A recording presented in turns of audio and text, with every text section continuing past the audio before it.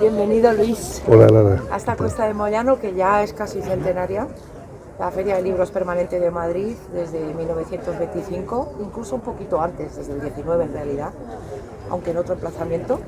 Y bueno, pues un paraíso del recuerdo literario. Desde luego.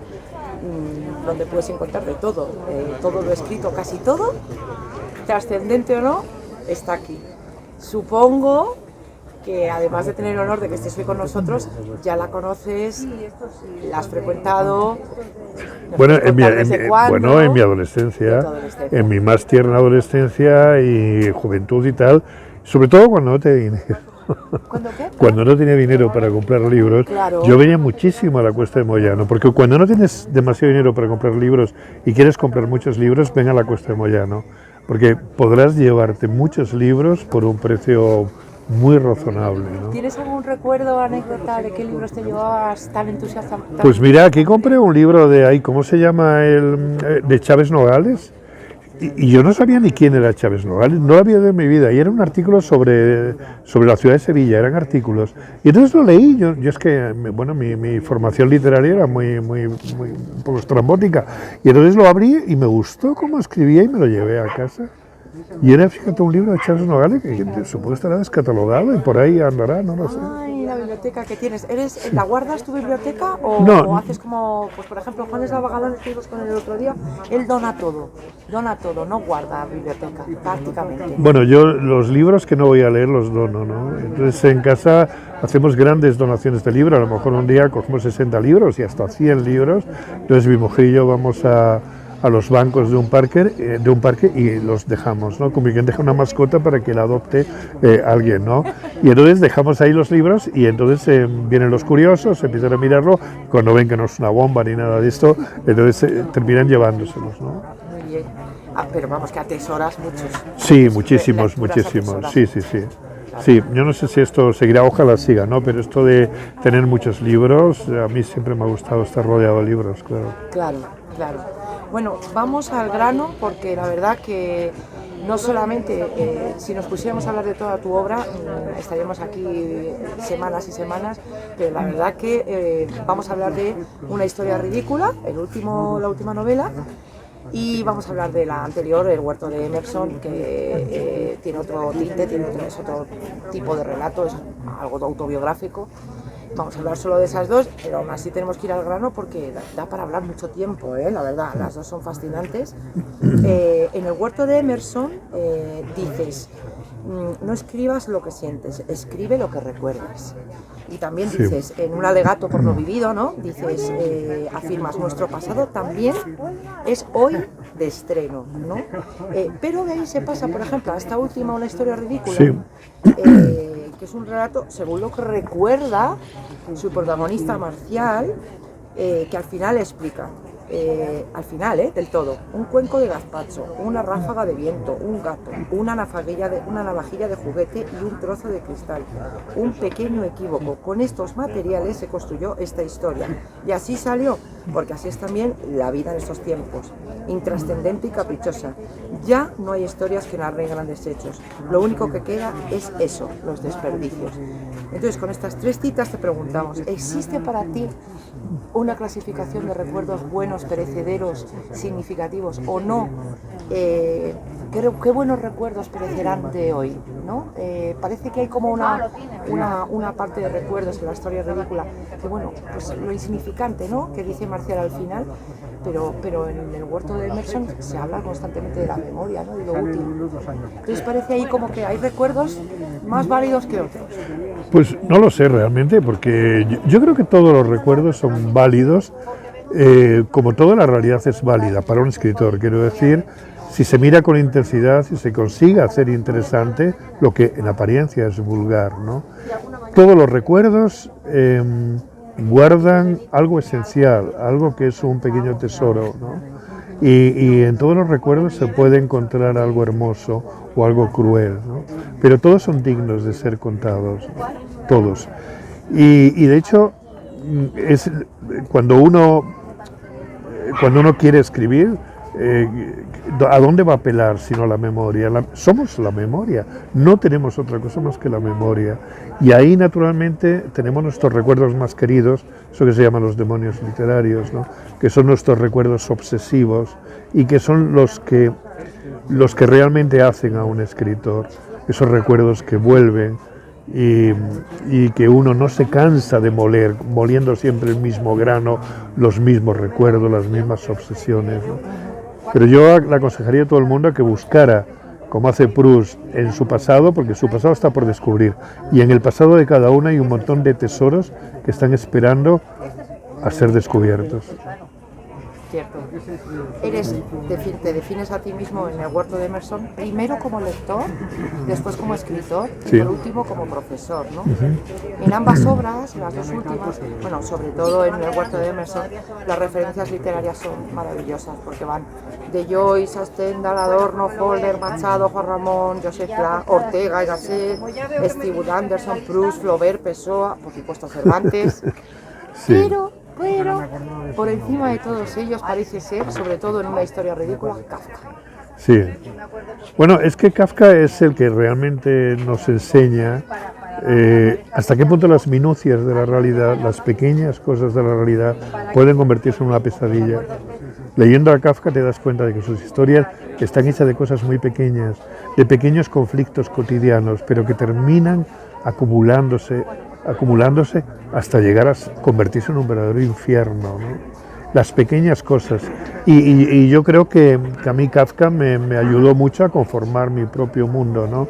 Y sobre todo nos ha enseñado a todos la importancia que tiene, lo ridícula que puede ser la vida, pero a la vez lo trágica y lo cómica que puede ser a través de las pequeñas cosas que nos ocurren a diario, ¿no? Es que los amantes de la literatura que les preguntas, Sí. que es una pregunta no muy buena, la verdad. ¿Cuál es tu novela por encima de todas favorita? ¿No? Desde el punto de vista del lector, desde el punto de vista literario. Y a mí me ha pasado mucho que al preguntar siempre dicen, no, Kafka, La Metamorfosis, sin duda, Sí. sin duda. Bueno, luego hay otras, No, claro, claro. Pero yo creo que Kafka es el que mejor describe la pesadilla del mundo moderno. Es el más moderno de todos en este sentido. Y además crea un tipo de humor completamente distinto a todos. Yo creo que es el inventor, que es cuando hay un desnivel entre el fondo y la forma, como Buster Keaton, que con esa cara de póker hace cosas absurdas. Y entonces el desnivel que hay entre el fondo y la forma crea un tipo de humor que antes no existía. No es que Kafka sea el inventor, pero al menos él es el que quizás estaba en el ambiente de su época, y él es el que realmente lo canoniza, ¿no? Bueno, no desvelamos más, porque hay que leerse una historia ridícula para ver por qué Kafka es tan importante en esta historia. Precisamente el Marcial, el protagonista de esta historia ridícula, que por cierto, Luis, el título es tremendo, una historia ridícula, y dices tú, pues vaya, qué poco atractivo, ¿no? Sí, ¿tú crees? No, en un principio así somero, superficial. ¿No? Y dices, pues qué raro, ¿no? Que se titule la novela Una historia ridícula. Pero también puede tener interés, ¿no? Sí, que se supone que no es atractivo ese título. A mí sí me parece que es atractivo, porque, ¿sí? Bueno, no lo sé. Eso cada lector será el que lo tenga que decir. Pero a mí me parece que en principio una historia ridícula puede ser interesante. Porque dice, ¿por dónde va a salir este? Claro. Pero, ¿ridícula por qué es ridículo? A ver, vamos a ver. Es como se dice, es un hombre ridículo, no sé qué ridículo. Pues eso es ridículo, es algo que dices, bueno, ¿y cómo será esta historia, ¿no? Claro, pero es una antítesis, es decir, a un lector, por ejemplo, imagínate un lector que nunca ha leído nada tuyo, ¿no? Sí. Un lector pues que ha oído hablar de Luis Landero, pero todavía no ha leído nada tuyo, ve que has leído esta última novela tuya y dice, una historia ridícula, y dice, pues ¿por qué me la voy a comprar? Somera superficialmente, ¿vale? Estoy totalmente de acuerdo contigo en que evidentemente quien te conoce te ha leído un poco e inmediatamente ve el título y dice, uy, aquí hay mucho tomate. Sí. No, pero es que hay títulos que no son atrayentes, por ejemplo, Don Quijote de la Mancha, claro. ¿Qué me va a contar este? ¿Quién será esto? O Emma Bovary, y dices, bueno, y rojo y negro, pues más tontería. Vaya tontería. Guerra y paz, pues vaya, a estas alturas. Y además así. Y además así, digo, ¿qué me querrá contar eso? Claro. Sí, qué bonito esto de los títulos. Sí. Pues vamos a ver, Marcial, el protagonista, podríamos decir un hombre escarabajo, hablando de Kafka. Sí. más cómodo entre animales que entre comediantes, o sea, es decir, entre la Sí. humanidad. Paradójicamente jefe de planta de un matadero, de antes Matarife, Sí, sí. que al lector además al principio nos puede resultar pues un tipo un poco sobrado, un poco ególatra, sobrado, Sí. un poco un imbécil, que se las da de que tiene léxico, de Sí. que bueno... sin embargo, es cierto que a medida que vas leyendo la novela, Marcial se va reflejando cómo es más lúcido, está más lúcido, es más lúcido que ninguno de nosotros, ¿no? Y que además es sincero, es un tío sincero, que ese es su drama quizás, ¿no? Esa es una de sus cualidades, que es sincero. Y otra cosa que creo que también quizá el lector perciba es que es una persona con una cierta inocencia y una persona en el fondo ingenua, ¿no? Y que no es malo, sino que más o menos él aparenta más de lo que es. Lleva una máscara que yo creo que todos nos damos cuenta, ¿no? De que la lleva ahí puesta y de que está sobreactuando, ¿no? Pero en el fondo hay una suerte de inocencia en él, incluso de indefensión, lo cual le lleva a ir de sobrado por la vida. Pero todos sabemos que eso tiene mucho de impostura, ¿no? Sí, sí. Es una voz que acertadamente, la verdad, Luis, consigues que nos llegue muy a fondo, porque lo que está diciendo él es que al final lo sentimos todos, esa voz interior, ese pensamiento, ¿no? Pues esa máscara que tienes que representar, ¿no? Bueno, en el día a día. Sí, sí. Y al final es mágico, ¿no? Cómo consigues que estando leyendo esto tú dices, jo, es que yo soy un poco marcial también, ¿no? No sé si te lo habías planteado así, o sea, Sí, has dado bueno, con algo que nos duele a todos, ¿no? Porque dice muchas verdades suyas y habla de muchas miserias humanas. Sí. Lo que pasa es que las miserias humanas pues nosotros preferimos esconderlas, ¿no? En la trastienda, y mostramos las cosas bonitas del escaparate. Pero cuando él muestra sus miserias es difícil que en algún momento no nos identifiquemos también con Marcial y decir, pues tiene razón, pues yo también soy un poco Marcial. Y luego lo de la voz es muy importante porque es una voz muy peculiar y a mí como escritor me arrastró, ¿Sí? hasta el punto de que yo tengo la sensación de que la novela no la he escrito yo, sino que la ha escrito el tal Marcial, ¿no? Anda. Sí, sí, de que la ha escrito él, porque tiene un modo peculiar de ser muy diferente a mí, tiene un modo de pensar, de actuar, etcétera, muy peculiar, y a mí se me impuso y me arrastró como creo que no me ha ocurrido nunca, quiero decir, en una primera persona que bueno, y para mí ha sido un verdadero placer escribir esta novela. Qué maravilla, Luis, esta Sí, revelación. me lo he pasado muy bien, además para mí es una novela casi cómica o que tiene muchísima comicidad y yo me he divertido y me he reído a veces escribiéndolo. Yo cuando la he leído me he reído mucho en alto. Sí, sí, sí. Lo que pasa es que es un poco a veces la risa de las cosquillas, que es una risa dolorosa. Sí, sí, sí. ¿Y cómo, bueno, no te lo iba a preguntar, pero ya que mencionas cómo el personaje al escribirlo, esa voz, ha sido así, ¿no? Sorprendentemente, ¿cómo se te ocurre esta historia, Luis, de Marcial? Pues no lo sé, eso ya es más complicado, porque esto ya... ¿Muy planificada? Debe estar muy hondo todo esto, ¿no? ¿De dónde sale este Marcial? Pero sé que hace muchos años, hace unos 40 años, yo escribí una cosa muy cortita, donde ya estaba era una cuartilla nada más. Y ya estaba esta voz, ¿no? Y esta voz me ha acompañado durante todos estos años, hasta que al fin digo, bueno, vamos a ver qué tiene que contar. Entonces lo puse a hablar y no paró hasta el final de la novela, ¿no? No paró. No paró, no había modo de pararlo. Qué bueno, te iba a preguntar si es un héroe o un villano, y yo creo que es un poco un héroe. Ah, sí, bueno, no lo sé, héroe, villano. Sobrevive como Sí. puede. Tanto como villano, yo no le veo estatura de villano. Bueno, es que no podemos contar el final. Sí, no le veo estatura de villano, más bien, y tampoco de héroe, yo creo que juega un poco ambas cosas, Juega ¿no? más, sí. Juega a ser villano y es un poco un héroe tierno. Yo Sí. creo que tiene un punto de ternura. Es que a mí me gusta mucho, por ejemplo, cuando dice, por ejemplo, claro, hoy hay que ser uno mismo, pero ¿qué es esto? Si esto no es prudente. Sí, Tiene sí. tanta razón. O cuando dice, pero ¿qué es esto de envidia sana? Es Sí. un concepto muy bien inventado porque la envidia es inconfesable y así la tenemos que confesar, pues decimos que es sana, ¿no? Entonces a mí me parece un héroe que haya alguien con Sí. esa lucidez. A mí una de las cosas que más me ha gustado de Marcial es cómo iba desmontando tópicos y cómo iba combatiendo clichés, ¿no? cantidad de tópicos, de clichés, vamos a echar unas risas, hay que ser uno mismo, hay que ser todo esto. Bueno, todos estos tópicos, no hay que perderse en el camino, porque lo importante no es llegar, sino el camino. Y un montón de cosas que se aceptan, pues porque sí, ¿no? El elogio de la aventura, el elogio de tantas cosas, ¿no? Y bueno, sí, entonces Por eso tiene un punto, al menos yo lo he visto, un punto heroico para mí. bueno, quizá desde ese punto de vista sí. Sí, por eso de desmontar tópicos que nos hace mucha falta, Luis, Sí, también. sí. Gracias Sí, por sí. dejar que Marcial nos desmonte. Sí, sí.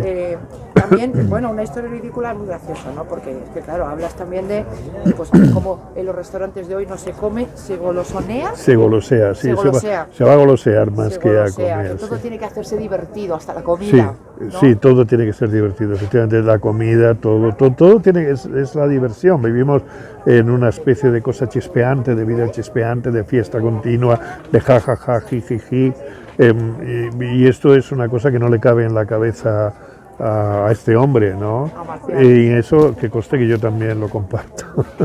Yo también. Los realities, hablas de los realities. De los reality, Por sí, primera sí. vez, yo creo que en una novela tuya, me aventuro a decirte por primera vez, hay emojis, emoticonos aquí. Emoticonos, sí, aparecen los emoticonos. Aparecen los emoticonos. Sí, en no, tu porque novela. es que además Marcial está en Twitter. Está claro, en Twitter, pero está en falso. Twitter. Con No, un está nombre anónimo, falso. claro, anónimo, y él participa ahí y monta grescas, broncas, y le gusta ver el espectáculo de las miserias humanas, ¿no? Y en Twitter se puede ver. Sí, sí. ¿Te podemos preguntar si tú haces lo mismo? Sí, ¿Tienes- sí, tienes tengo una lo cuenta mismo, falsa?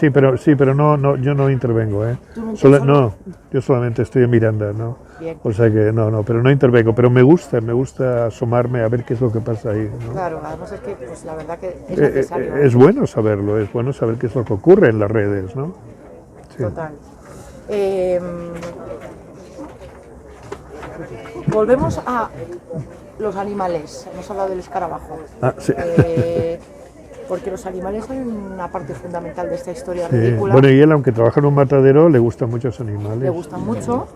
El momento, uno de los momentos casi cumbres de esta novela es ese relato, ese cuento que el propio Marcial inventa, Sí. maravilloso, en el que un hombre rescata la fauna y tiene en su sótano desde una rata a los eruditos que son los lepismos, Los lepismas.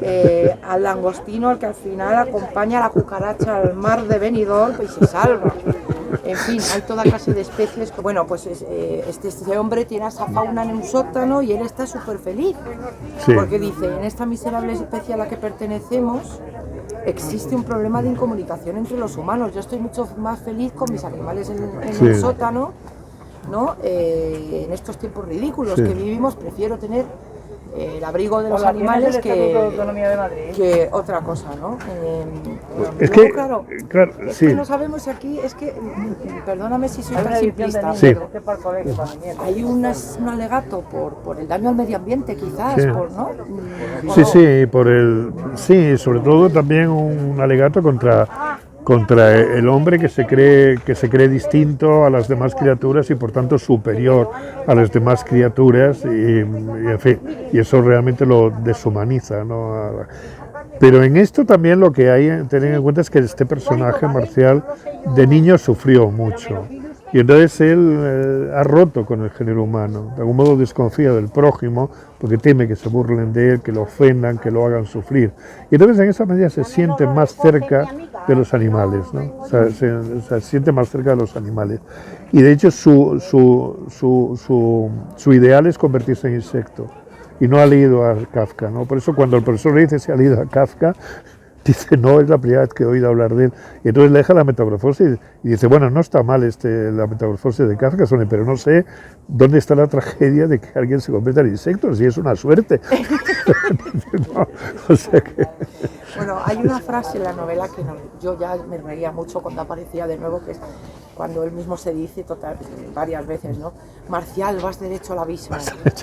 Marcial, vas derecho al abismo. Y tú que eres lector de Adorno, curioso, ¿no? Como Adorno, por ejemplo, sus primeras obras definía que eran una búsqueda de cómo la explicación a cómo la humanidad, en lugar de entrar en un estado verdaderamente humano, se hunde en un nuevo género de barbarie, ¿no? Esto es muy de Adorno.